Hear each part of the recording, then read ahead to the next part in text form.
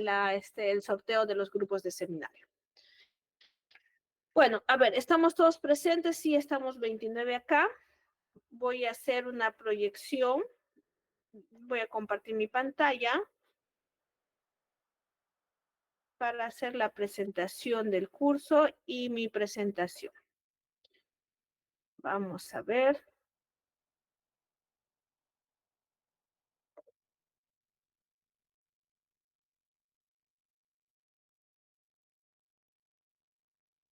¿Listo? ¿Pueden ver mi pantalla?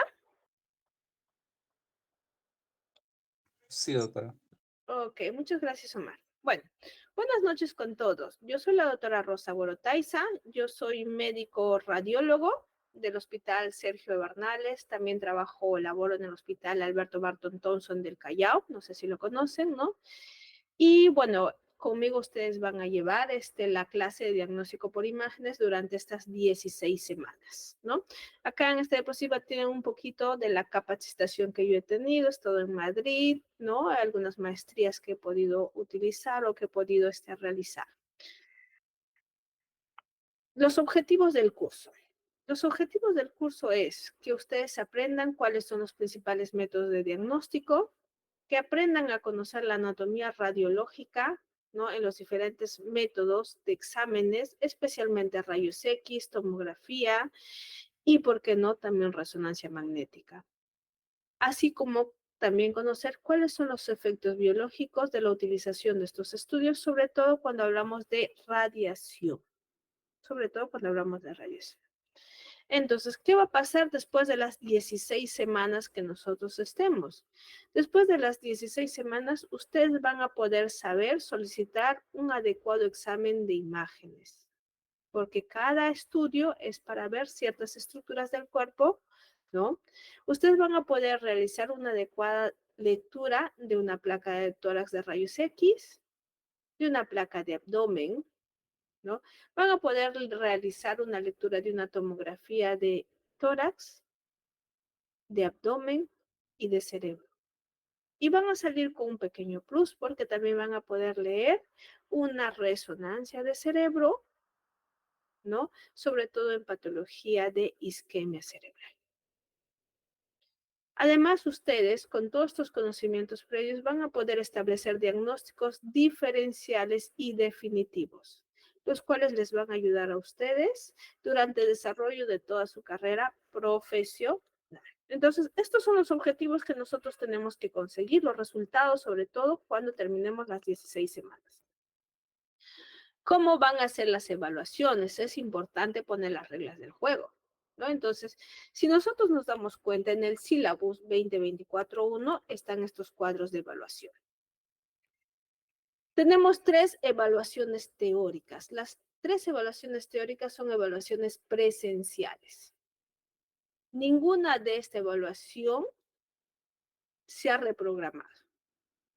Llevo prácticamente 4 ciclos enseñando diagnóstico por imágenes y nunca he postergado un examen. Espero que este ciclo no sea la excepción.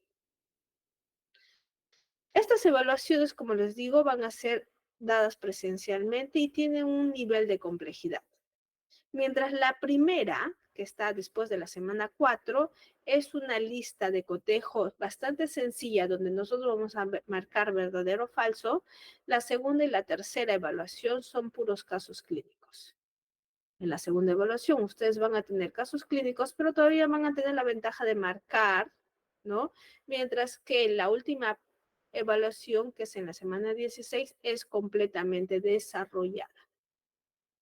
¿Ya? Entonces, el nivel de complejidad se va incrementando, pero tranquilos, no es que tampoco queremos jalarlos, sino que ustedes para estas 16 semanas ya han adquirido los conocimientos previos y ya van a estar preparados para poder realizar un buen diagnóstico de las enfermedades más frecuentes.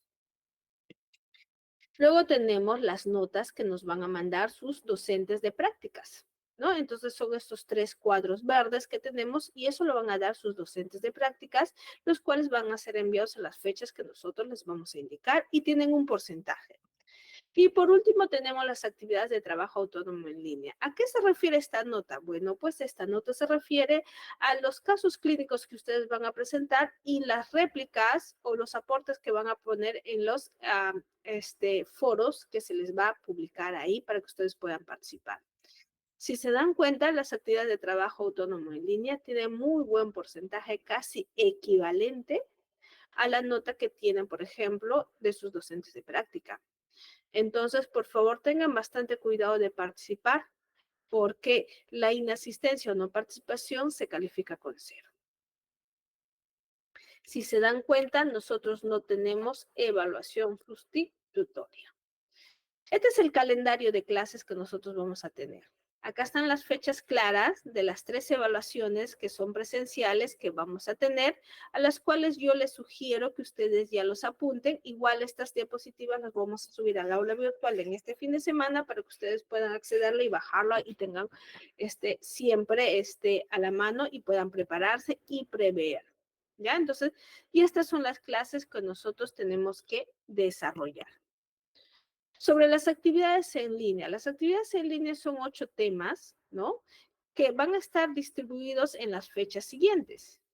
Cada uno de estos temas nosotros tenemos 8 grupos de prácticas. Cada grupo va a ser mediante un sorteo, se va a sortear, va a ser alrededor de un tema. Y los otros grupos que no sortean, que no han salido sorteados, van a participar en el foro. Entonces, miren, la fecha del 12 de abril es la última fecha que ustedes pueden subir. No hay ninguna excepción. Ustedes no suben el caso, pues están entrando con un 00. Por eso es que se les está dando desde el primer día de clases para que ustedes prevean. Y después, una vez publicado, nosotros tenemos 3 días como máximo para la fecha de participación del foro. Entonces, este 15 es el último día que nosotros tenemos habilitado para participar.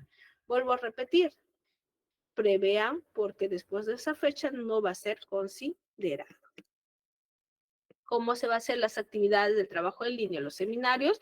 Bueno, los casos clínicos van a tener esta estructura, no son más de 15 diapositivas y no pueden durar más de 10 minutos. Ustedes los van a subir, los van a grabar a un link que yo les voy a dar y esto va a ser evaluado por su docente de práctica. El caso clínico lo van a sacar del hospital donde ustedes están haciendo sus prácticas. Los docentes ya han venido trabajando conmigo sobre este método, así es que conocen bastante del detalle y los van a poder orientar. ¿Cómo se califica? Pues mediante esta rúbrica. Entonces, acá están los criterios de evaluación a los cuales ustedes tienen que tener conocimiento, porque el objetivo es que ustedes solamente saquen cuatro puntos en los 5 ítems y se vayan con un 20.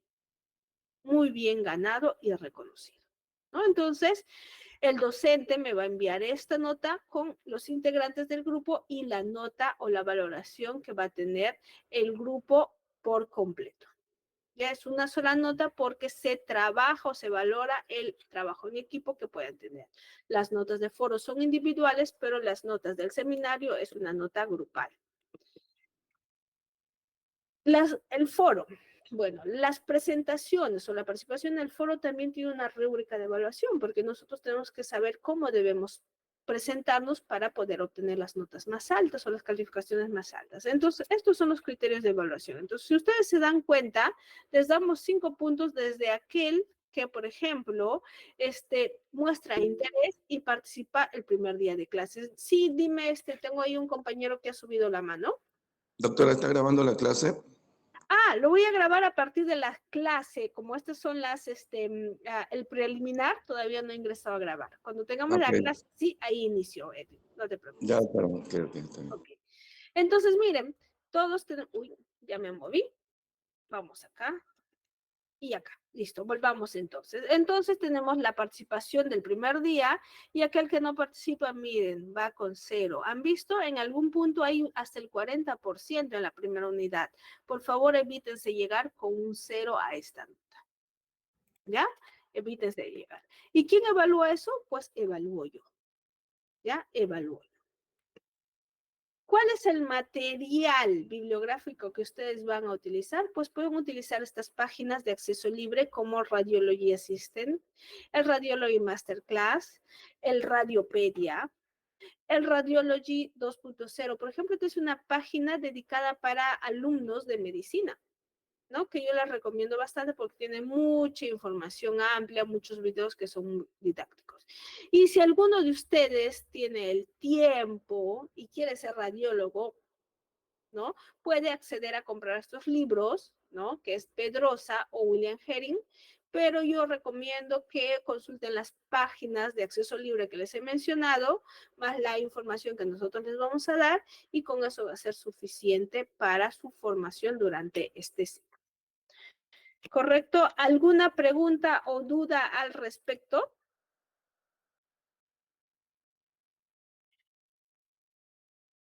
Ninguna, doctora. Correcto. Voy a necesitar que ustedes seleccionen un delegado de grupo, ¿ya? El cual que me escriba por interno si no tiene mi número, si no al final de la clase le voy a dejar, para que pueda comunicarse conmigo constantemente y a quien yo le pueda llamar información, tal vez, o ustedes puedan hacerme llegar su información. ¿Correcto? Lo otro es que les voy a pedir que acá en el WhatsApp, o no, disculpen, en el WhatsApp, no, acá donde tenemos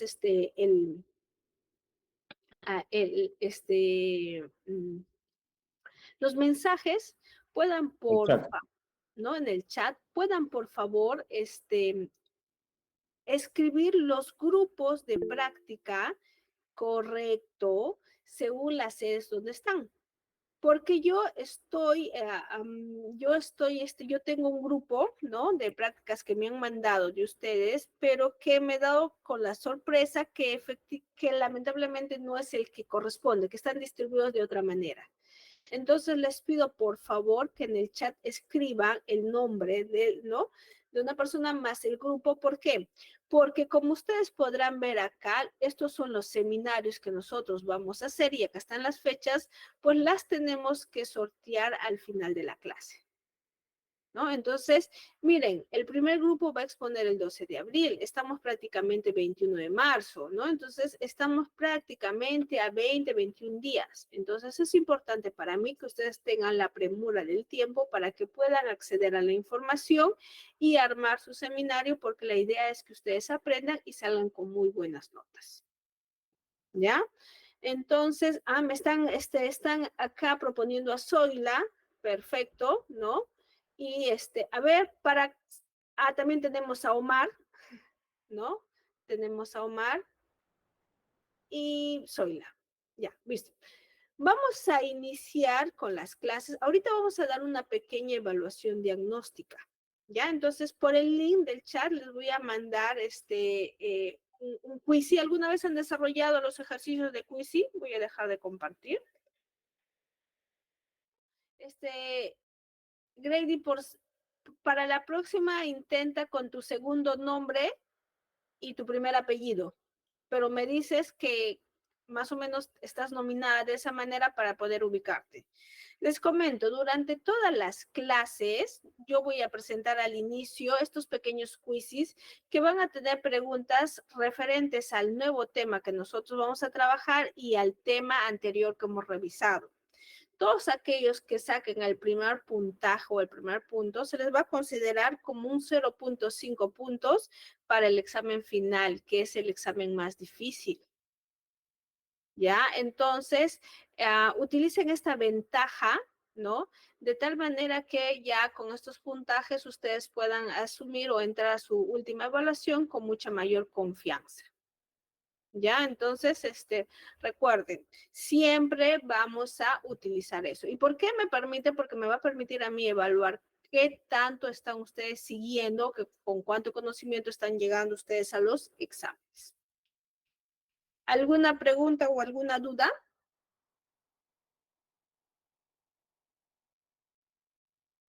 Dime, Valeria. ¿Querías consultarme? A ver, voy a leer.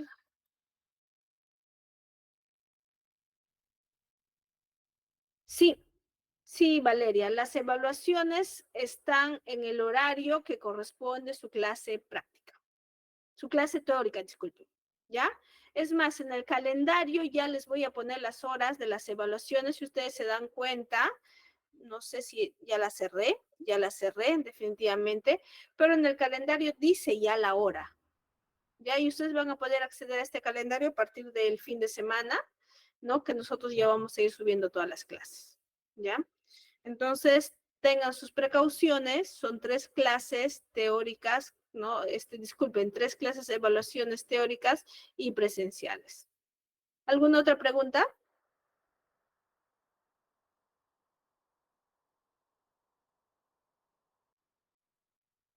Listo, si no hay preguntas, entramos a nuestra primera clase de diagnóstico por imágenes. Listo, la primera clase se refiere a cuáles son los principales métodos de diagnóstico por imágenes. Como su nombre lo dice, una introducción general a todo. ¿Cuál es el propósito? Conocer cuáles son estos métodos, pero sobre todo, a pesar de sus beneficios, conocer cuáles son los efectos adversos. Los que están escritos ahí en esta diapositiva, permítanme grabar la clase un ratito. Voy a iniciar la grabación. Voy a salir de acá, cierro esto, entro en la grabación. Y correcto.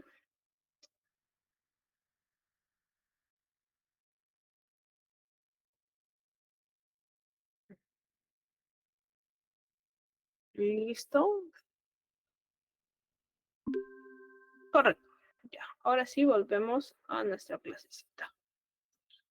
Vamos esto acá y ya. Entonces, como iba diciendo, todos estos que están acá mencionados son métodos de diagnóstico por imágenes. Todos en nuestra vida en algún momento nos hemos hecho, o la gran mayoría, una radiografía, ¿no? Algunos de nosotros nos habremos hecho una tomografía. Muy pocos de nosotros nos hemos hecho una resonancia magnética y creo que otra cantidad puede haberse hecho una ecografía o un examen de ultrasonido. Estos son los 4 métodos de diagnóstico al cual nosotros le vamos a dar más importancia y nosotros vamos a conocerlo porque son los más frecuentemente utilizados durante todo el desarrollo de nuestra carrera profesional. La centellografía, la endoscopía y la mamografía son estudios derivados de estos que también son específicos. Por ejemplo, las endoscopías los hacen los gastroenterólogos, igual que las ecocardios. La mamografía no es otra cosa más que una radiografía, pero dirigida hacia las mamas, el único método de diagnóstico. Y la centellografía, ¿no? Es un estudio que utiliza radioisótopos para evaluar o para diagnosticar procesos inflamatorios precoces, cánceres precoces o tal vez algún tema de actividad metabólica. Dicho esto, vamos a ir con el principal método diagnóstico, la radiografía, la cual todos nos hemos hecho. Nos vamos a ayudar de unos pequeños videitos de 1 minutito. Lo voy a proyectar, que considero que son importantes que ustedes conozcan. A ver, vamos La a dar. tecnología radiológica Y atentos. utiliza rayos de alta energía que pueden atravesar determinados tejidos del cuerpo y crear imágenes vitales para el diagnóstico y el tratamiento. La máquina de rayos X comprende un tubo de rayos X, contiene un par de electrodos o conductores denominados cátodo y ánodo. El cátodo es un filamento que libera energía cuando se activa la corriente eléctrica, en forma similar a una bombilla. Esta energía es liberada en forma de electrones. El ánodo, ubicado en el extremo opuesto del tubo de rayos X, es un disco de tungsteno, material que atrae a los electrones.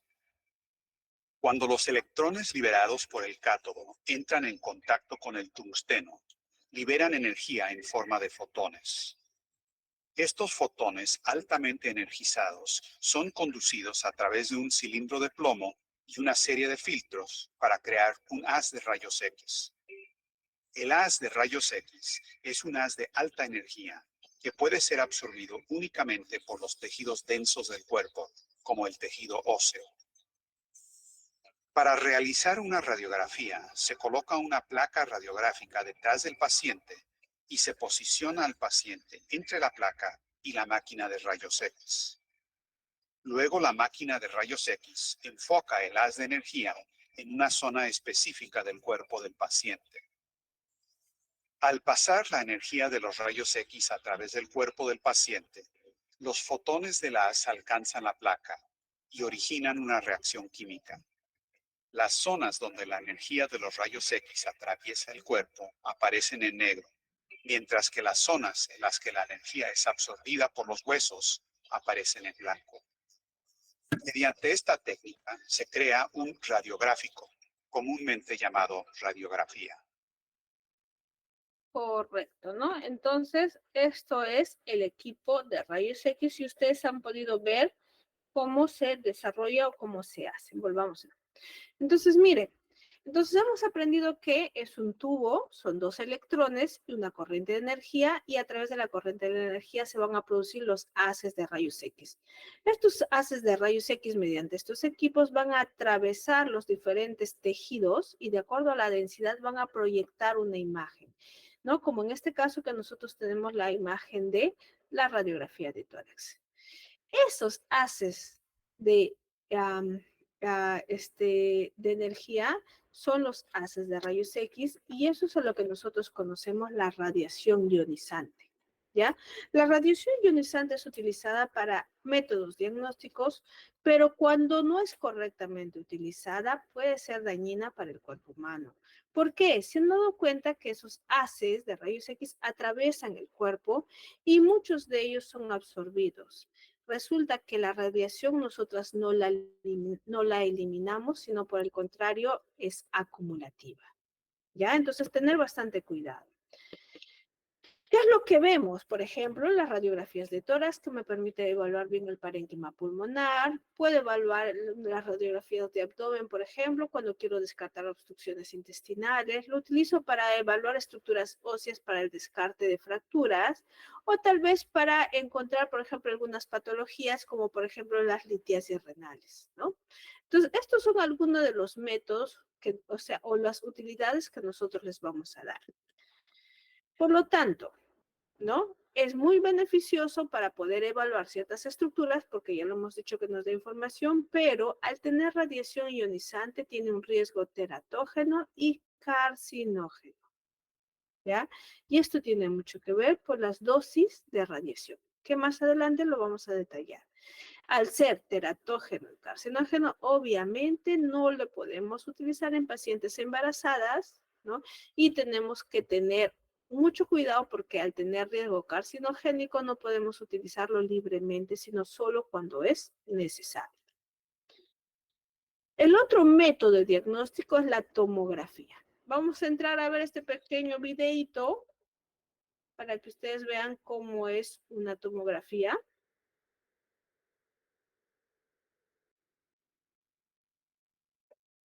Una tomografía computarizada, TC, también conocida como tomografía axial computarizada o TAC, es una prueba diagnóstica indolora que usa rayos X y computadoras para crear imágenes transversales de los huesos y los tejidos dentro de su cuerpo.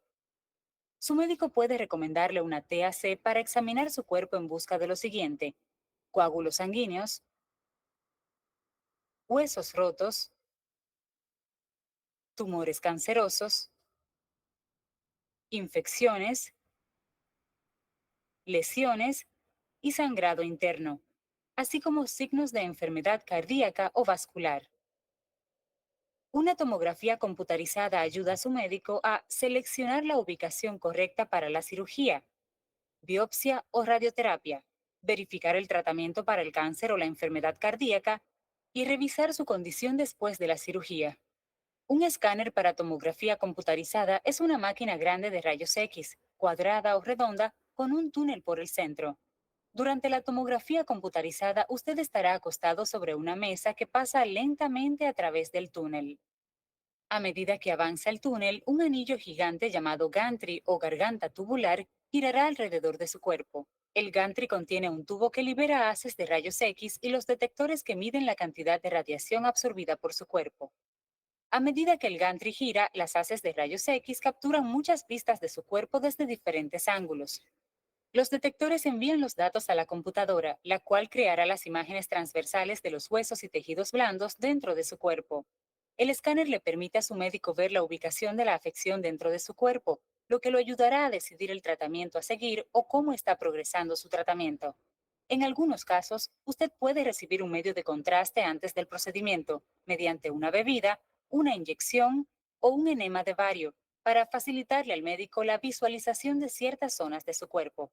Si usted ha tomado una bebida con medio de contraste, el esófago o el estómago estarán resaltados.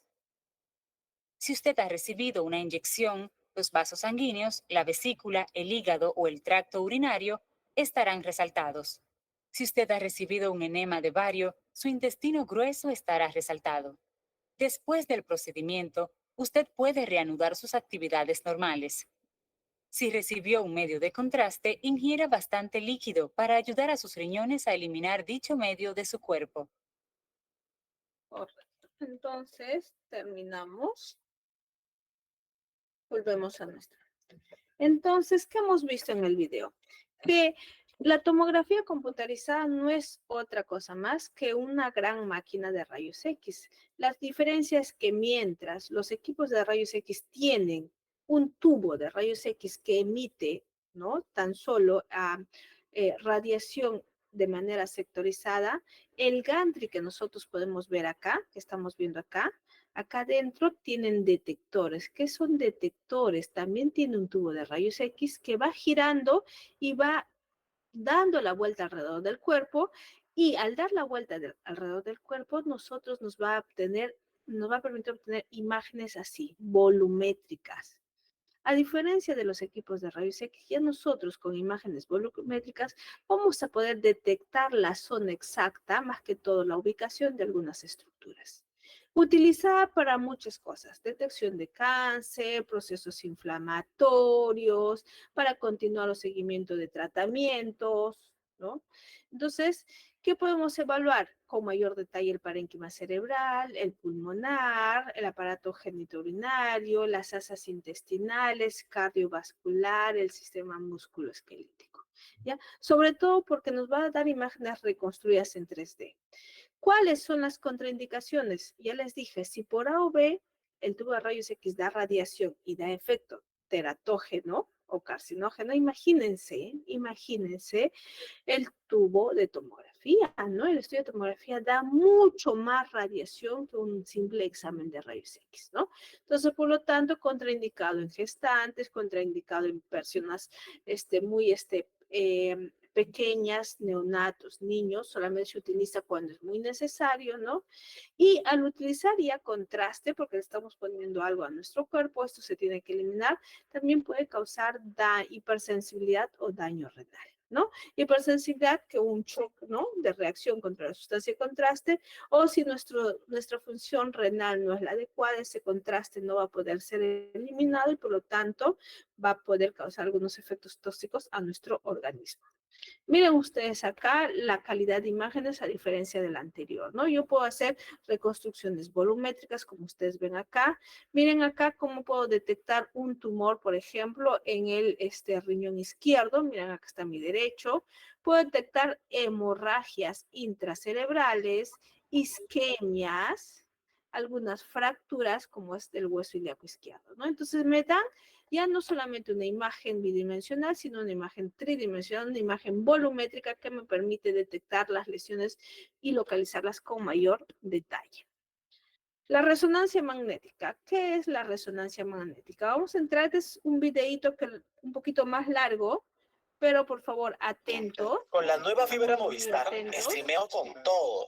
Para poder entender bien de qué se trata este estudio. Estás en el laboratorio. Oyes un fuerte zumbido detrás de ti. Las llaves, el celular y otros objetos metálicos comienzan a temblar y a moverse. De pronto se elevan y pasan frente a ti a toda velocidad. No es que haya aparecido un monstruoso agujero negro detrás de ti que devora todo a su alrededor. Es una máquina de resonancias magnéticas que acaba de encenderse. Puedes usarla para mirar el interior de casi cualquier cosa. La máquina de imágenes por resonancia magnética puede tener el tamaño de un gran todoterreno, pero solo se compone de 4 partes: un gradiente, ondas de radio, una computadora y el componente clave, un enorme imán. También necesitamos algo a mirar. Tomemos a esta bonita tortuga. La mayoría de los organismos vivos están hechos de agua. El agua se compone de un átomo de oxígeno y dos de hidrógeno. ¿H2O? Sí. Las diminutas partículas de los átomos de hidrógeno actúan como imanes microscópicos, así que podemos compararlas con la aguja de una brújula. Una brújula normal detecta el campo magnético de la Tierra y su aguja siempre apunta hacia el norte.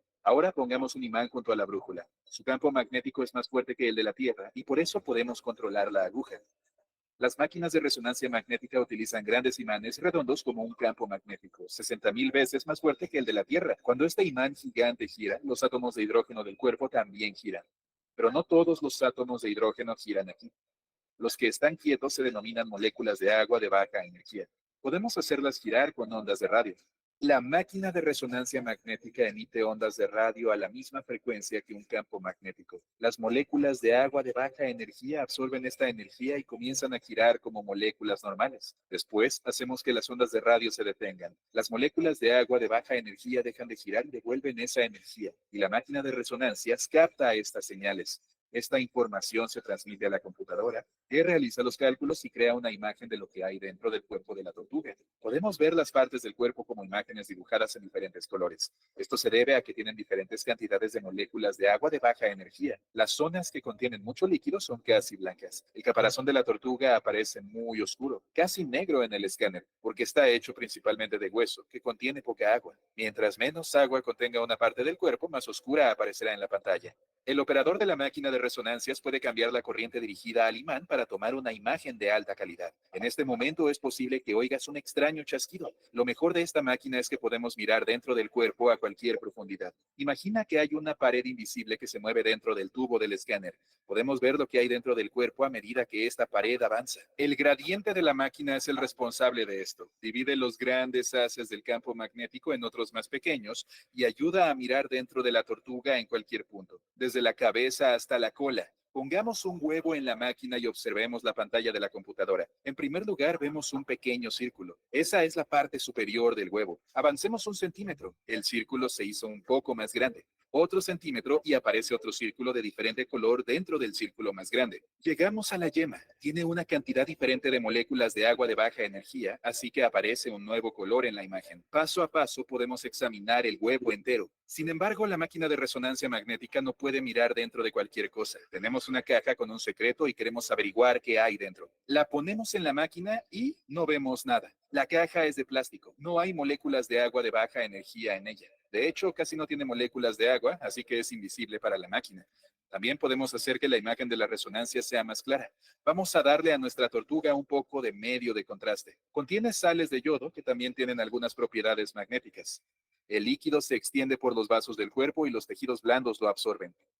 El medio de contraste amplifica la señal magnética que llega del cuerpo a la máquina, por lo que tenemos una imagen más detallada en la computadora. Pero si la tortuga tuviera ortodoncia o estuviera maquillada, los resultados del escáner se distorsionarían. Los frenos de metal magnético pueden calentarse en su boca durante el estudio. Si la máquina es lo suficientemente potente, esas piezas metálicas incluso podrían vibrar. No te preocupes, esas historias donde la máquina de resonancia magnética atrae pequeñas partículas de metal a velocidades increíbles son solo mitos. Aún así, la vibración en los dientes produce molestias y nuestra tortuga quiere salir. Listo, lo vamos a dejar hasta ahí. ¿Ya? Porque ahí está la información básica, ¿no? Entonces, ¿se han dado cuenta? Entonces, la máquina de resonancia magnética no es otra cosa más que un imán, ¿no? Entonces, miren, tiene 60.000 veces, ¿no? 60.000 veces, ¿no? La gravedad de la Tierra, ¿ya? Entonces, es un gran imán. ¿Y trabaja con qué? Con moléculas de agua, ¿no? Entonces, han visto la caja, por ejemplo, que entró, no tiene nada de agua, no nos da ni una imagen. Entonces, el cuerpo humano tiene, ¿no? Está compuesto de un 60-75% de agua. Entonces, en base a esos hidrógenos de agua, es lo que este imán, ¿no? De alguna manera obtiene las imágenes y nos da imágenes con una calidad bastante detallada y avanzada como nosotros podemos ver acá. ¿Ya? Si se han dado cuenta, ¿no? Entonces, al ser un imán, el imán atrae todo lo que son objetos de metal. Entonces, por lo tanto, tiene algunas contraindicaciones, como por ejemplo algunas prótesis que se ponían hace 15 o 20 años, que eran de metal puro, que no podría o están contraindicados que ingresemos a los pacientes con ellas, ¿ya? Los tatuajes, al tener algún componente metálico o de plomo, también hace que en aquellos pacientes, por ejemplo, que están con grandes extensiones de tatuaje, como algunos futbolistas o algunos personajes que nosotros vemos o vemos en la televisión, por ejemplo, cuando entran a la máquina de resonancia magnética, tienden a sufrir algún tipo de quemaduras de acuerdo a la extensión, de acuerdo a la extensión también del tatuaje que pueda tener, ¿no? Entonces, si tú entras, por ejemplo, a esta área, ¿no? Con tu celular en una se malogra, ¿no? Es tanto el campo magnético que lo vas a malograr en un instante, ¿no? Entonces, estas son algunas de las contraindicaciones. Lo otro demanda un tiempo, ¿no? Es mucho, no es tan rápido como el haz de una tomografía, 15 o 20 minutos, y tienes que estar ahí sin moverte. Entonces, ¿qué sucede? Pues algunos pacientes que tienen claustrofobia no pueden ser, ¿no? Para ellos es muy difícil tomarles una resonancia. Y por último, es un equipo bastante caro. Un estudio de resonancia aproximadamente 1.200, 1.800 soles. ¿Ya? ¿Me da mejores imágenes anatómicas y morfológicas? Sí, me da mejores imágenes anatómicas y morfológicas. Miren acá. ¿Me permite evaluar sobre todo estructuras como tendones y ligamentos? Sí, para el sistema musculoesquelético, para la columna es muy ideal los estudios de resonancia magnética. Miren el nivel de que nosotros podemos ver en las imágenes, ¿no? La morfología y ubicación del parénquima cerebral, ¿no? Algunas patologías o, por ejemplo, cardíacas que también nosotros podemos evaluar por resonancia magnética, ¿no? Entonces, nos da mucha información, muchas imágenes tal vez mucho mejores que la tomografía, pero tiene algunas contraindicaciones. Por ejemplo, algunos dispositivos cardíacos metálicos, implantes cocleares, válvulas protésicas que no son compatibles con estos equipos de resonancia magnética. De 10 años atrás hacia acá, como los equipos de resonancia magnética son ya cada vez más usados, bueno, pues estos implantes ya son mucho mejores y ya pueden utilizarse, ¿no? Pero 15 años atrás eso no se daba, ¿no? Entonces, todo lo que sean metales compatibles con cuerpos extraños o todo lo que tenga metal, pues va a causar algún daño o alguna molestia, ¿no? Y lo que hemos dicho, ¿no? Todo, para visualizar todo lo que es el sistema musculoesquelético, ¿no? Parénquima cerebral, ¿no? Glándulas mamarias y otros músculos nos va a permitir evaluar de manera correcta.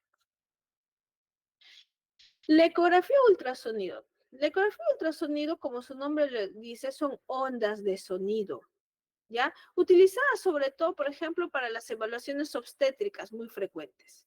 Al ser ondas de sonido, no tiene nada que ver con radiación ni tampoco con ondas electromagnéticas, ¿no? Son ondas de sonido que por lo general no son visibles, menos audibles, pero que sí nos permiten obtener imágenes mediante un sistema de cristales piezoeléctricos que están acá en este transductor, que emiten señal a algunos órganos, la elasticidad de estos órganos rebota con una onda, vuelve al transductor y nos permite obtener esta imagen.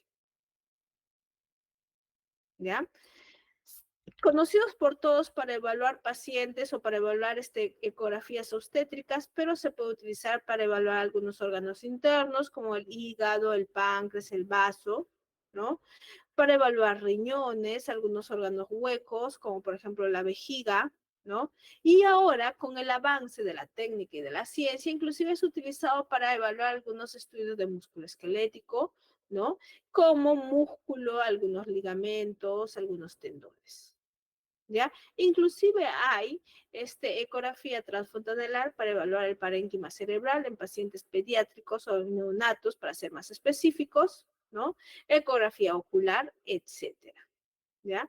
Contraindicaciones, no hay mucha contraindicación porque realmente son ondas de sonido que son imperceptibles, inaudibles, por lo tanto no hacen daño y no se conocen. Pero tiene alguna desventaja y es que es operador dependiente. ¿Qué quiere decir? Que si el médico o el personal que realiza no tiene la experiencia y pericia necesaria o adecuada, simplemente no va a llegar al diagnóstico deseado. Miren acá una imagen de un embrión o feto, ¿no? Acá tenemos una ecografía de partes blandas donde nos permite ver, por ejemplo, un quiste subepidérmico, una ecografía de vesícula biliar donde obtenemos nosotros una litiasis. Tenemos su variante o que se apoya, por ejemplo, de la ecografía Doppler que nos permite ver, miren cómo está la circulación de este riñón, ¿no? Sobre todo en pacientes trasplantados. Y acá, miren cómo nosotros podemos ver el desgarro completo del bíceps femoral, ¿no? O recto anterior, ¿no? Entonces, miren. Entonces, con el avance del tiempo, la ecografía está ganando bastante campo, sobre todo en el tema del músculo esquelético, y es muy aceptado. ¿Por qué? Porque es más cómodo, es más accesible, la mayoría de los centros de atención del primer nivel ya lo tienen, ¿no? Y pues no tiene ningún daño, ¿no? No causa, no hay ninguna irradiación ni nada por el estilo. La máquina de gammagrafía no es otra cosa más que el escáner del cuerpo a través de esta cámara, pero nosotros utilizamos unos radiosótopos, unos trazadores. Quiere decir que nosotros le damos, ¿no? Es energía nuclear en realidad, ¿no? Le damos estos radiosótopos al paciente y estos radiosótopos tienen mucha habilidad para irse hacia aquellos tejidos que tienen gran cantidad de glucosa, ¿no? Por eso se van a lugares, por ejemplo, donde haya procesos inflamatorios o donde haya altas mitosis o actividades metabólicas como los cánceres. Nos permite evaluar, por ejemplo, cánceres en etapas tempranas, nos permite evaluar, por ejemplo, procesos inflamatorios como osteomelitis, ¿no? Si bien es cierto, no nos da una gran definición de localización, pero sí nos puede dar respuesta a actividad metabólica. Tiene su variante que es el famoso PET-CT, que no es otra cosa más que una tomografía con lo mismo, pero con los trazadores que les estoy diciendo, ¿ya? Entonces, ahora, esa ganocámara también emite radiación. Al emitir radiación, ¿no? Es contraindicado en pacientes con embarazo, obviamente si están dando de lactar, algunos pacientes con insuficiencia renal o hepática. ¿Por qué? Porque ese trazador que nosotros le vamos a poner en la vena al paciente para poder obtener las imágenes se tienen que eliminar y son tóxicos. Y resulta que si los pacientes tienen daño renal, insuficiencia hepática, estos van a demorar en ser eliminados y por estar acumulando, tener un mayor tiempo de acumulación en el cuerpo pueden causar ciertos daños o complicaciones. Miren acá, ¿no? Acá nosotros estamos viendo, por ejemplo, una gammagrafía, por ejemplo, de las glándulas parotidias. Una gamografía que nosotros estamos viendo acá, disculpen, tiroideas. Paratiroideas, de las paratiroides, ¿ya?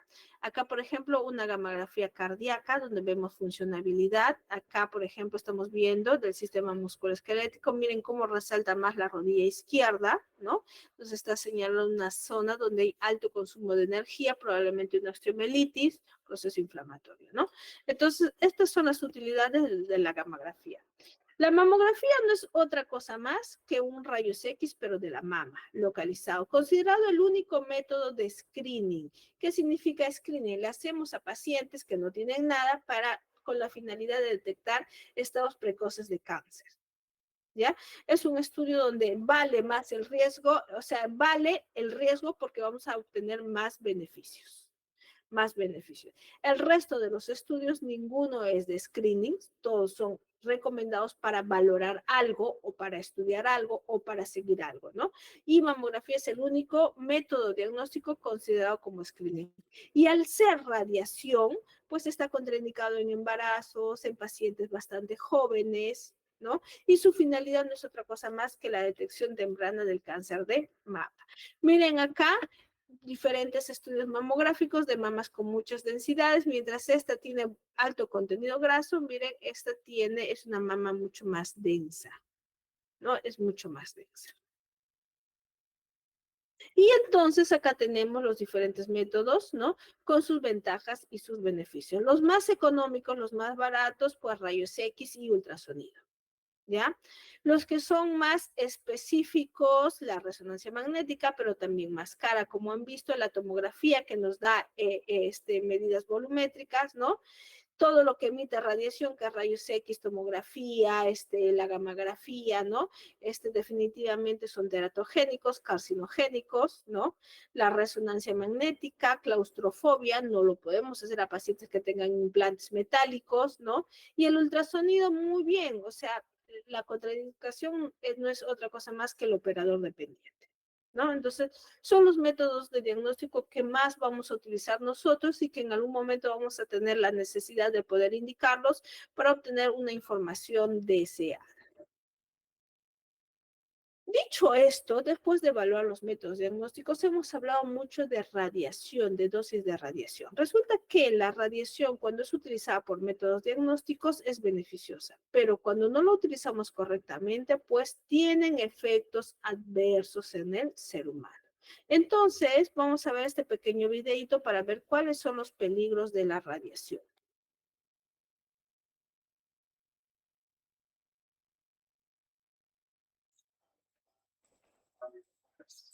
What's up? Hi, Jira. We brought you here today.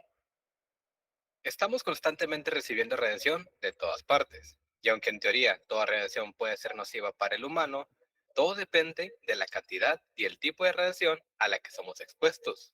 Existen principalmente dos tipos de radiaciones, ionizante y no ionizante.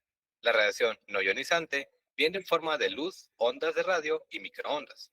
Estas formas, por lo general, no producen daño a los tejidos, pero la exposición constante de estas podría ocasionar un daño, siempre y cuando sea una exposición de mucho tiempo. La radiación ionizante es la que produce daños en un corto plazo en los tejidos y es emitida por los rayos X, rayos gamma y el bombardeo de partículas como neutrones, electrones, protones y otras más. Esta es la radiación que causa daños seguros a la salud. Pero, ¿cuánta radiación es mucha radiación? ¿Cómo la medimos? ¿Y cuáles son los síntomas de envenenamiento por radiación? La radiación se puede medir de acuerdo a 4 parámetros. La cantidad o actividad medida en becquerelios o curies. La intensidad o energía medida en electrón.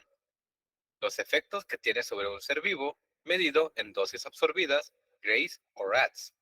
Y por los efectos sobre una población medido en sievert o rem. Normalmente los parámetros más utilizados son gray y sieverts. Cuando hablamos de sieverts, nos referimos a una medida del efecto que la radiación produce sobre la salud, o sea, qué tanto daño biológico causa. Esto también se le conoce como dosis efectiva. Mientras tanto, en grays nos referimos a la cantidad de radiación ionizante recibida por un material, más específicamente por un tejido o un ser vivo. A esto también se le conoce como dosis absorbida. Una población promedio recibe anualmente la cantidad de 2.5 milisieverts y en teoría podría estar expuesto hasta 250 milisieverts sin tener efectos nocivos sobre la salud, y una persona promedio en escala de Gray empezaría a tener problemas a 0.25 grays. Entonces, ¿qué pasa si recibimos una dosis de radiación de 6 grays o 7 sieverts? ¿Podemos sobrevivir? Una aclaración.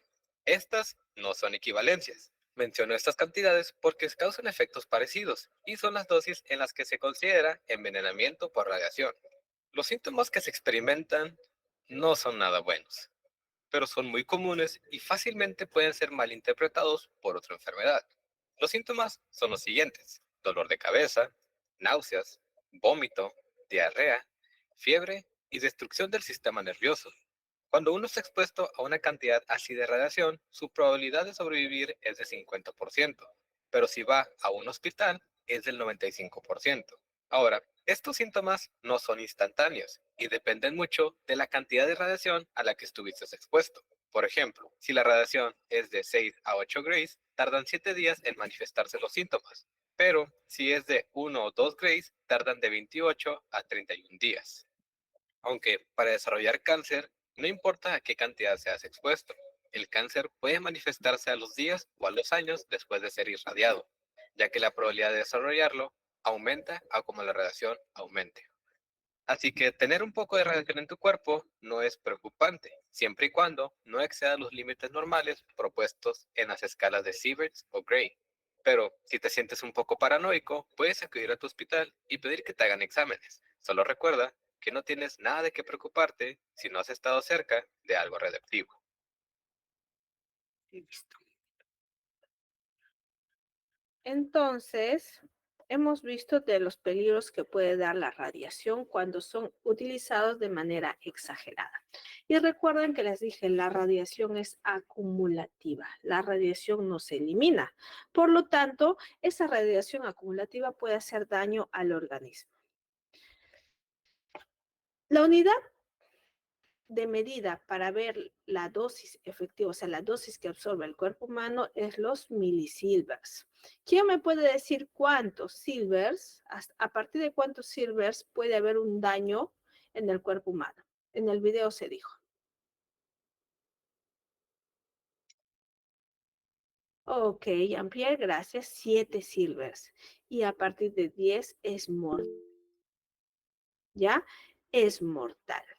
¿No? Entonces, en radiología nosotros hablamos de dosis efectiva cuando hablamos de riesgos de la radiación en el cuerpo humano. ¿Por qué hablamos de dosis efectiva? Porque nosotros tenemos que saber hasta cuándo nosotros vamos a utilizar.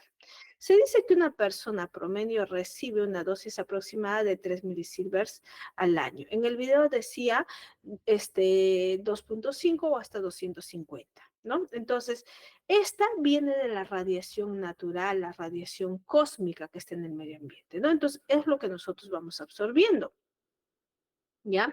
Pero, ¿qué sucede? ¿Qué sucede? Que esta, al ser acumulativa, ¿no? Puede ser perjudicial. Miren, una placa de rayos X equivale a 0.1 milisievert, que es 10 días de radiación natural, 10 días que te has expuesto a la playa, ¿no? Tal vez sin protector. Recuerdan que ahora está contraindicado estar muy expuestos al sol por el riesgo del cáncer de la piel. Pues miren, una simple plaquita de tórax. Imagínense al tiempo o que nosotros estamos expuestos durante los 365 días del año y durante nuestros 20, 30, 40, una persona de 70 años. Para ver dosis de radiación, daño, nosotros tenemos que hablar de la curva dosis-respuesta. ¿Cuál es la curva de dosis-respuesta? No es otra cosa que la línea o el umbral que nosotros necesitamos saber entre la dosis que nosotros le damos y la respuesta del cuerpo humano. ¿Por qué? La intención acá es saber a partir de cuándo hace daño y a partir de cuándo no. Y esta línea que marca la relación entre las dos se llama dosis umbral. ¿Qué significa? Que debajo de esta dosis umbral probablemente no hay daño. Y encima de esta dosis umbral es muy probable que sí haya daño. Esto es cuando hablamos de nosotros de dosis-respuesta, pero resulta que hay una respuesta que es una respuesta lineal, que no tiene que ver con un umbral de dosis, ¿no? Y esto es muy importante saber. ¿Por qué? Porque esto nos va a permitir tener efectos determinísticos o efectos estocásticos. ¿Qué significa estocásticos? Que no sabemos el motivo, que no necesitas dosis tan grandes porque una dosis pequeña te puede hacer daño. Y esto más que todo está relacionado con las respuestas de mutaciones que se dan en los cánceres, ¿no? Y o las respuestas de las teratogénesis o los daños que se dan en las pacientes gestantes. Entonces, el efecto no estocástico, el efecto determinístico viene así como su nombre dice, determinado por un nivel de dosis. O sea, más dosis, mayor capacidad de hacer daño, ¿no? Entonces, cantidad de dosis en cortos tiempos. Entonces, ¿qué podemos tener? Quemaduras de piel, cataratas, ¿no? Entonces, esto es alguno de los efectos que nosotros podemos tener. El efecto estocástico no tiene nada que ver con la dosis umbral, más que todo tiene que ver con la dosis acumulativa y el efecto mutagénico que tiene. Y esto tiene mucho que ver, por ejemplo, con los cánceres. ¿Ya? Entonces tú no sabes cuánta dosis ha absorbido o tiene ese paciente o qué nivel de mitosis o efectos está pasando, ¿no? Que tú le pones la radiación y aceleras esa mutación y probablemente aceleras un cáncer. Por lo tanto, se dice que no hay dosis de radiación segura. Recuerden, los estocásticos, no sabemos por qué se da, tú le pones radiación y puede ser eso el efecto gatillo que puede desencadenar una patología. Entonces, en medicina, mientras menor sea la dosis de radiación, es menos probabilidad de que aparezca daño. Y por eso se utiliza el famoso concepto de Alara que dice, utiliza tan bajo como razonablemente sea posible. Y de este concepto se dice que ningún estudio de diagnóstico por imágenes, excepto la mamografía, se utiliza para screening. ¿Ya? Nosotros utilizamos métodos que utilizan radiación, como los rayos X, como la tomografía, sobre todo para evaluar patologías que tienen alta sospecha de su existencia, para evaluar, por ejemplo, seguimientos, ¿no? Pero con bastante responsabilidad. ¿Cuál es el efecto de la radiación a nivel celular? ¿Por qué tenemos nosotros cáncer? Resulta que a nivel celular la radiación puede afectar directamente al ADN, sobre todo el que está en el proceso de replicación de las células. Entonces, a nivel celular, los rayos X pueden tener dos tipos de efectos. El efecto directo, donde se rompe, es tanta la energía de calor que se rompe la molécula, ¿no? La molécula del ADN, y esta puede llevar a la apoptosis o muerte de esta, o puede utilizarse a través de radicales libres. ¿Qué son radicales libres? Son átomos de hidrógeno inestables. ¿Y cómo se dan? Resulta que el cuerpo humano de nosotros tiene, como lo hemos dicho, 65 a 75% de agua. Entonces, la radiación hace y transforma a estas moléculas de agua en radicales libres. ¿Y por qué son preocupantes los radicales libres? Porque son átomos inestables, átomos que les falta algo. Y como les falta algo, cuando entran a nuestras células, quitan a nuestras células o a nuestros átomos que sí están estables, esa parte, eso es lo que les falta, es como que les roban para que ellos puedan obtener estabilidad. Y así lo hacen, ellos se ponen estables, pero a la célula a quien le han quitado ese electrón, esa entra en un proceso de apoptosis. ¿Ya? Entonces, un radical libre, ¿no? Es un átomo con electrón desapareado, ¿no? Un electrón, ¿no? Y que puede hacer mucho daño. Entonces, se resume en estos cuatro. Tú puedes tener los efectos a nivel celular de la radiación, puedes tener células intactas. ¿Qué quiere decir? Pocas dosis de radiación, la célula ha resistido adecuadamente, por lo tanto no ha tenido ningún daño. Puede haber un daño submortal. ¿Qué significa? Tiene una dosis, una mayor dosis, sí hay cierto daño, cierta quemadura, radicales libres, pero es tan poco el daño que se va a recuperar de la mejor manera. O puede suceder un efecto de mutación. Resulta que tú pones radiación justamente a aquellas células que tienen la maduración, el crecimiento, el recambio continuo, y esta pues se detiene. ¿No? Se detiene. Y por lo tanto, esta cuando se recupera ya no se va a recuperar como de la misma manera como estaba. Es como las famosas cicatrices queloides, donde sanan, pero sanan de una manera distorsionada. Y estas son mutaciones, y las mutaciones conducen a cáncer. O por último, simplemente con el efecto de radicales libres pueden crear la muerte celular o la apoptosis celular. ¿Ya? Y este último se da con dosis altas, dosis de 10 milisieverts.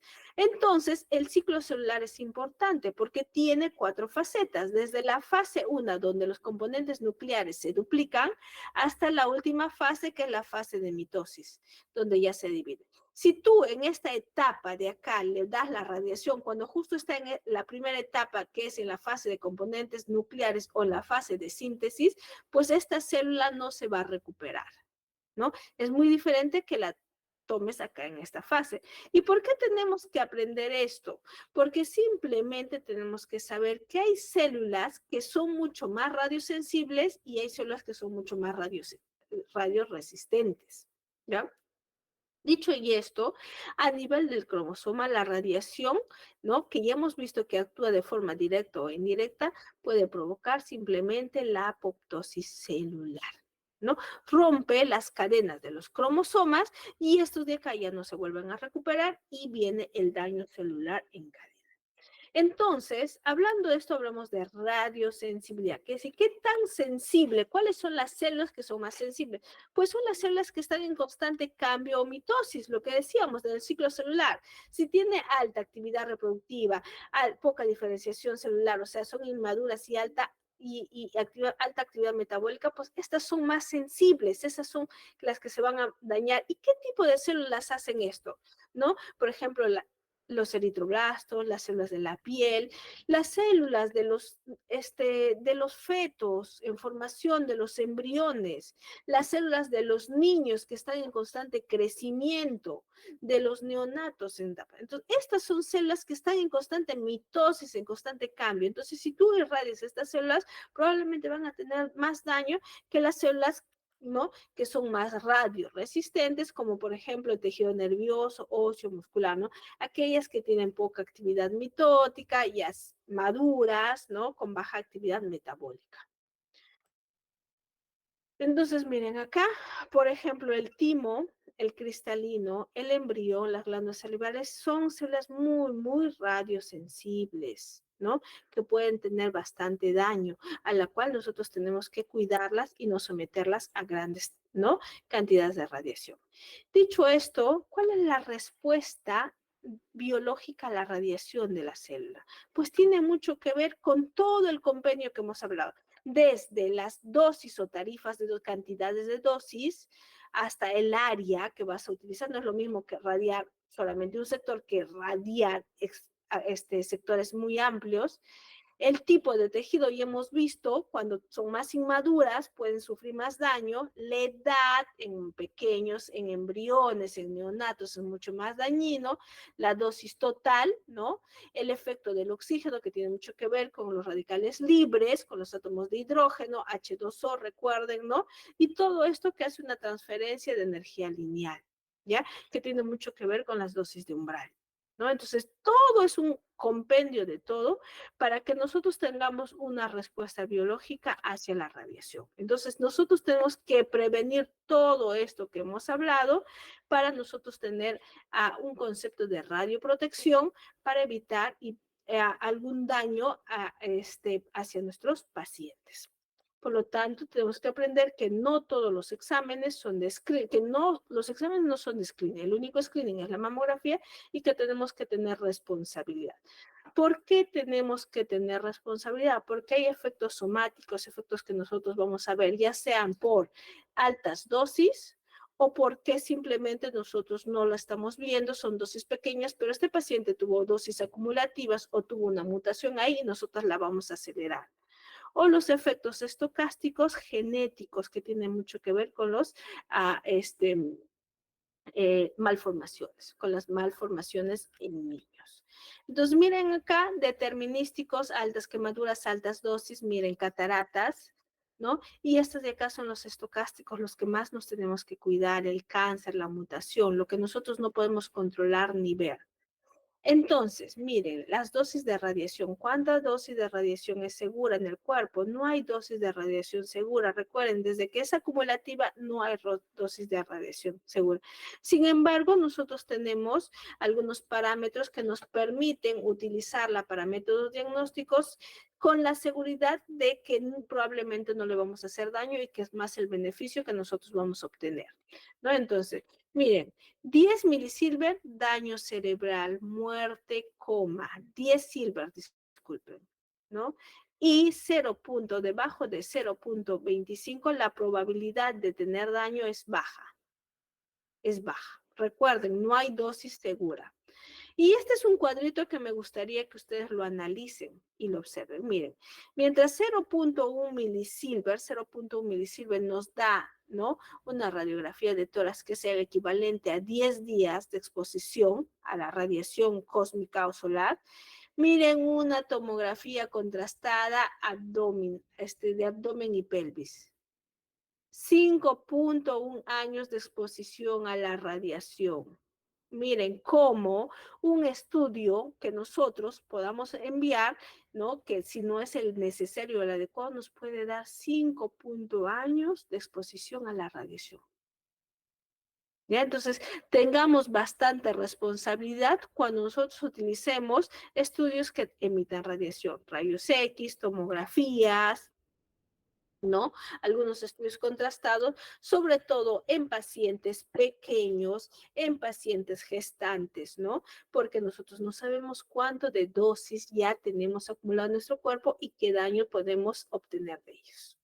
¿Correcto? Entonces, es responsabilidad de nosotros como médicos de salud poder conducir y poder solicitar exámenes que den más beneficios que riesgos a nuestros pacientes. ¿Alguna pregunta? Doctora, Sí, em, Omar, dime. había mencionado que también puede producir hipersensibilidad. Esto más que nada se ve por los medios de contraste, no tanto por la radiación, ¿verdad? Sí, correcto. Hipersensibilidad por medios de contraste. Ok, muchas gracias.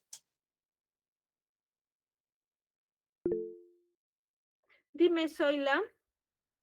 Doctora, buenas noches. Una pregunta. ¿Qué tan común es la intoxicación por radiación? Intoxicación por radiación.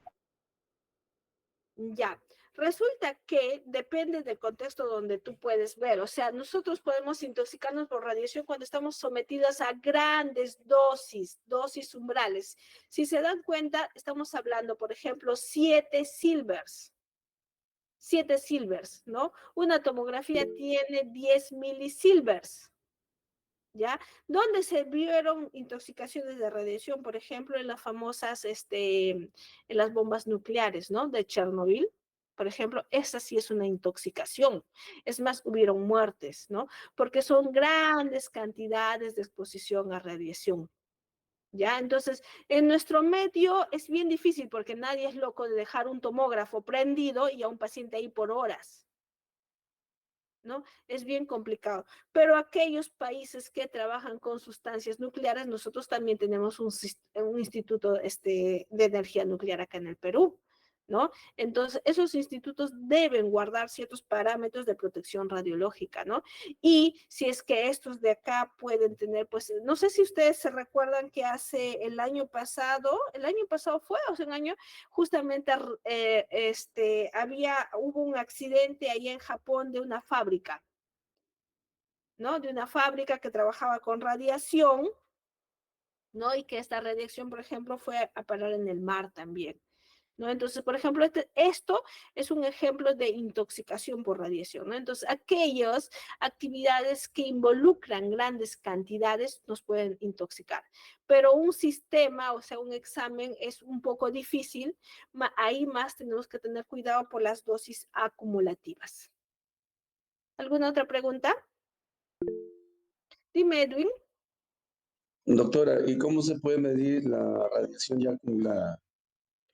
La radiación acumulada, nosotros utilizamos el término de milisilvers, que es la radiación absorbida. La absorbida, esa, la que uno puede Pero tener en el cuerpo. no, la acumulada es mucho más difícil. Imagínate, si todos podríamos medir la acumulada, sería más fácil para todos nosotros, ¿no? Pero sí se mide la dosis absorbida, ¿no? O sea, en el instante que nosotros nos estamos utilizando, estamos haciendo. Esa sí la podemos medir. Claro, claro. Ujú. Ok, doctor. ¿Alguna otra pregunta?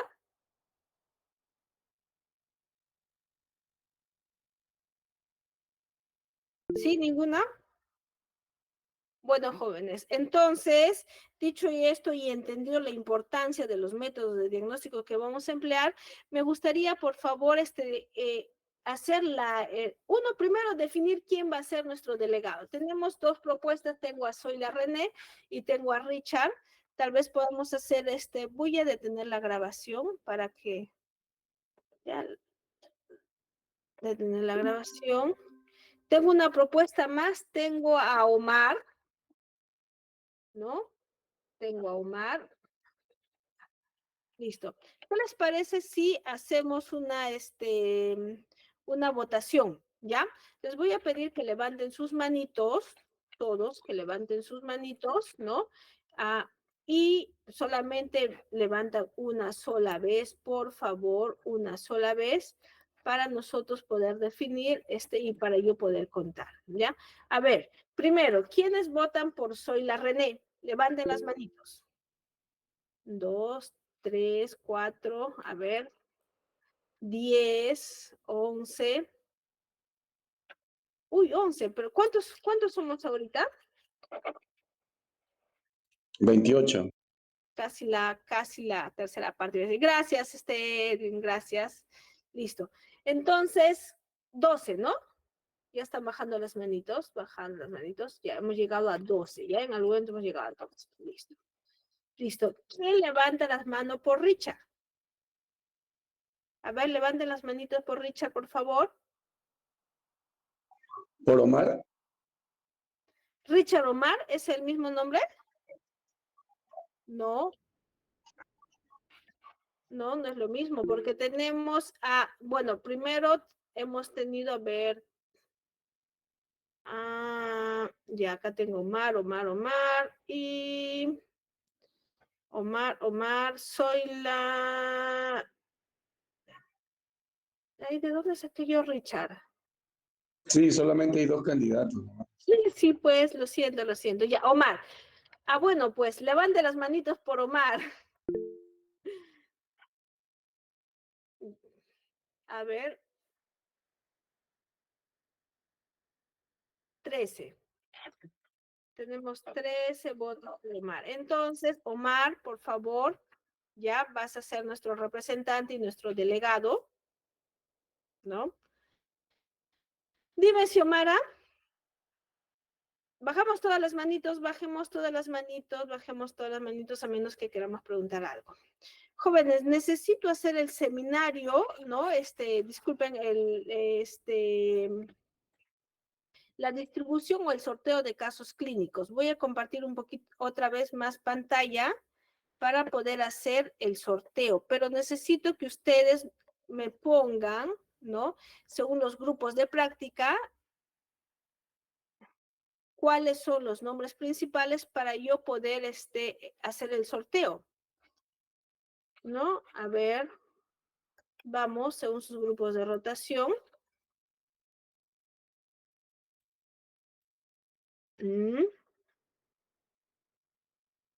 A ver, acá tenemos 8 grupos de rotación. Dime, Ana María. Hola, doctora Rosa, buenas noches. Una consulta. ¿Colocamos en el chat un representante por cada grupo de rotación para que haga el sorteo o cómo lo pasa? Sí, por favor. Ya, gracias. Sí, por favor. Vamos un representante del hospital, ¿no? Cada uno de cada hospital para poder ingresar al grupo de votación, porque es importante que ustedes ya del día de hoy salgan con las fechas de los seminarios, por favor.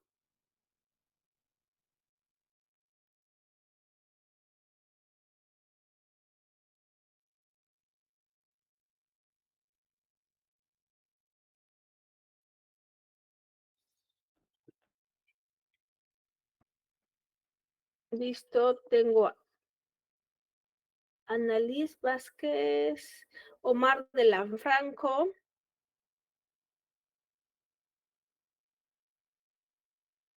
Ana María del Hospital Militar.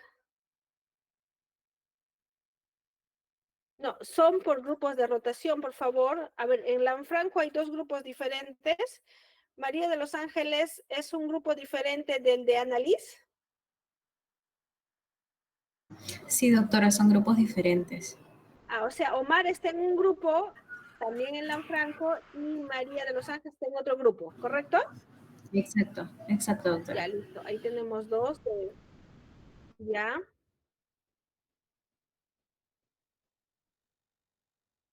Claudia, también en el militar tenemos 2, Ana María y Claudia.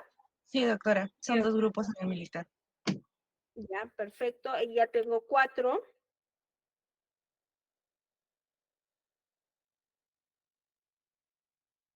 Almenara. Camila, ¿ya? ¿Con quién están en Almenara? Camila. Doctora, buenas noches. Son dos grupos también, dos horarios distintos. Ahí puse Camila Escate y Xiomara Merielba. Em, es, o sea, me indica Grupo el B. docente, ¿verdad? Ajá. El docente que tenemos. Bueno, en mi grupo está el doctor Mamani. Xiomara tiene que confirmarme en este caso. Sí, en mi grupo está el doctor Iván Mesa.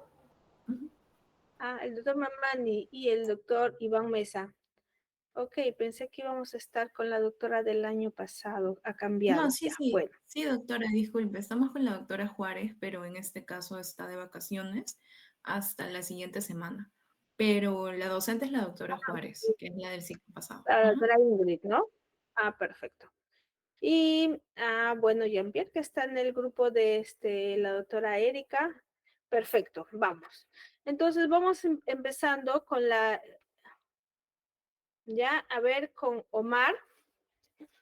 Voy a poner acá, voy a compartir, por ejemplo, la ruedita, la rueda. Listo.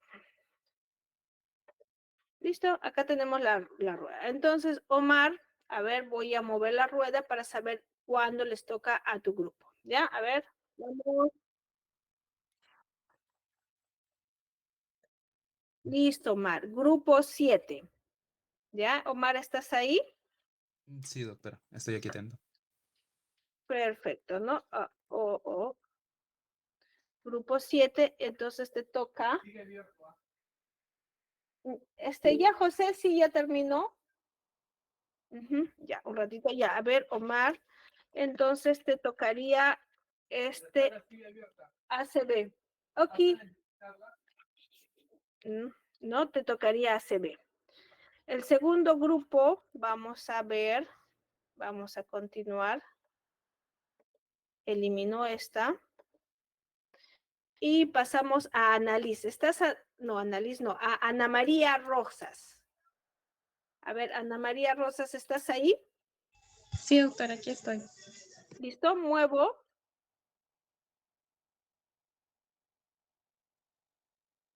Y te toca el grupo 8, el tema 8. Vamos a ver cuál es el tema 8. Y te estaría tocando tumores óseos, ¿no? Entonces, Ana María, tumores óseos. Listo, gracias, doctora. Ok, vamos, eliminamos, continuamos con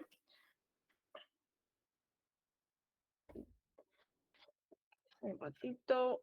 Uy, me salí, ya, perfecto. El siguiente grupo es María de los Ángeles González. María de los Ángeles, ¿estás ahí? Sí, doctora, acá estoy. Listo. Listo, muevo la rueda.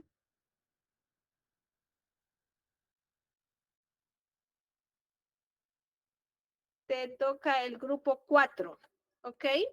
María de los Ángeles, grupo 4.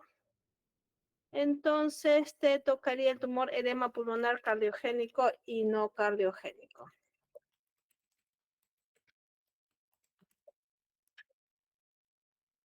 Listo, volvemos a nuestra ruedita, elimino el 4. Ya. Claudia Valeria. ¿Estamos ahí, Claudia Valeria? Sí, doctora. Sí, aquí estoy. Ok, Claudia, muevo por favor la ruedita.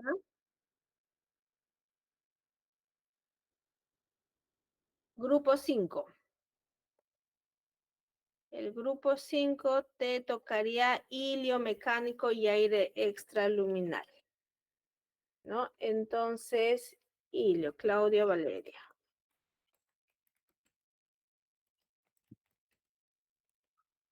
Listo. Seguimos con el grupo de Annalise Quispe. ¿Sí? ¿Estoy en lo correcto? No, doctora, yo soy del grupo de Omar. Ah, ok. Camila Fátima, entonces. Sí, doctora. Ok, Camila, el 5 entonces lo eliminamos. Y movemos la ruedita.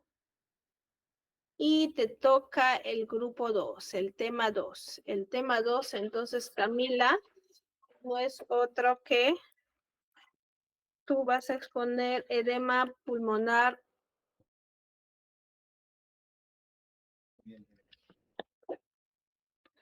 Entonces, vamos, nos falta Jean-Pierre. Doctora, disculpe, ¿Estás ahí, Jean-Pierre? sigue Xiomara Castillo. Es el grupo B de Almenara. Ah, ¿me salté a Xiomara? Sí. Ya, vamos con Xiomara. Ya. Pues, Xiomara, te toca el tema 6, Xiomara. Vamos, el tema 6 es pancreatitis. Pancreatitis. ¿Quién sigue? ¿Qué grupo seguiría entonces? Eliminamos. Entonces, ahora sí entramos a Jean-Pierre.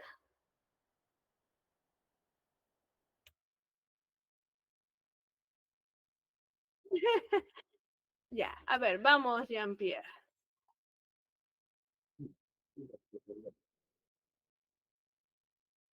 Y te toca el grupo 3.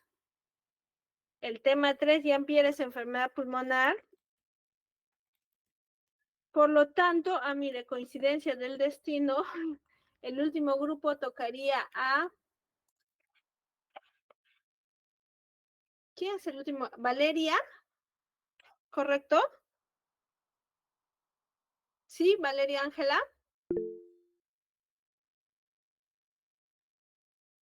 Valeria, ¿estamos ahí? O Casimiro, clases con el doctor Henry, ¿no? Sí, Valeria, ¿estamos ahí? ¿O alguien de su grupo? Está escribiendo en el chat que sí, que es ella, pero que no Ya. puede hablar. Ok, gracias, Richard. Sí, acá está. Ya, perfecto. Entonces te tocaría, por lo tanto, enfermedad pulmonar alveolar. Listo, jóvenes, tomen una captura de pantalla ahí. Ya, esos son los temas. Yo lo voy a guardar acá, ¿no? Y hay que prepararnos. El fin de semana debo estar subiéndolo todo al aula virtual. ¿Correcto? Entonces, dicho esto, damos por terminada la clase. Que tengan buen fin de semana y nos vemos el día jueves. Dejo de compartir y que tengan buenas noches a todos. Buenas noches. Buenas noches, doctora. Hasta luego.